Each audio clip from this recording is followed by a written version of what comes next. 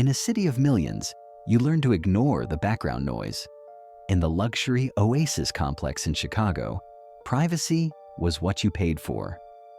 But in October, the silence of Unit 402 stopped being peaceful. It became heavy. It started with the ventilation.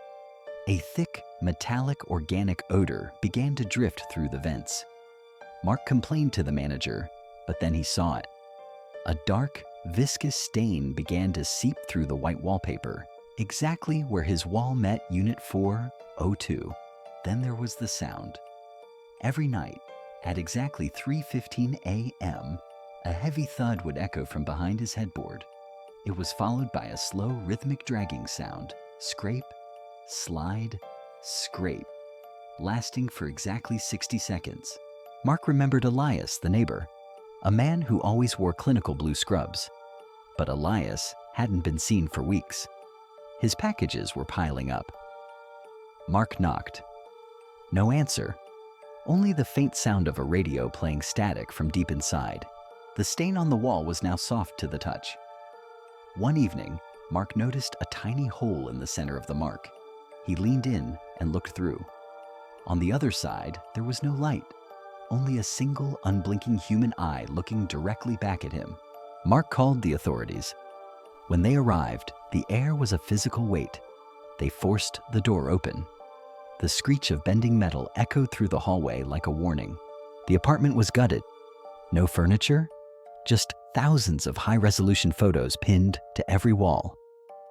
They were all of Mark, entering his home, sleeping, even through his windows, all taken from angles that were physically impossible. The lead investigator noticed a flaw in the floor plan. The structural space between the units was far too wide. Elias had hollowed out the interior walls, creating a secondary skin, a narrow tunnel system wrapping around Mark's entire life. Behind the bathroom mirror, they found a small alcove. It contained a medical kit and a heavy oxygen tank. The thump was Elias moving that tank through the crawl space every night to survive in the airless walls. Elias was found on a park bench nearby, watching Mark's window with binoculars. In the interview room, he was eerily calm. He didn't ask for a lawyer. He only asked, "Did he notice the gift I left in the wall?" The biological traces on the wallpaper didn't belong to Elias. They matched a person who had gone missing from that same apartment 3 years ago.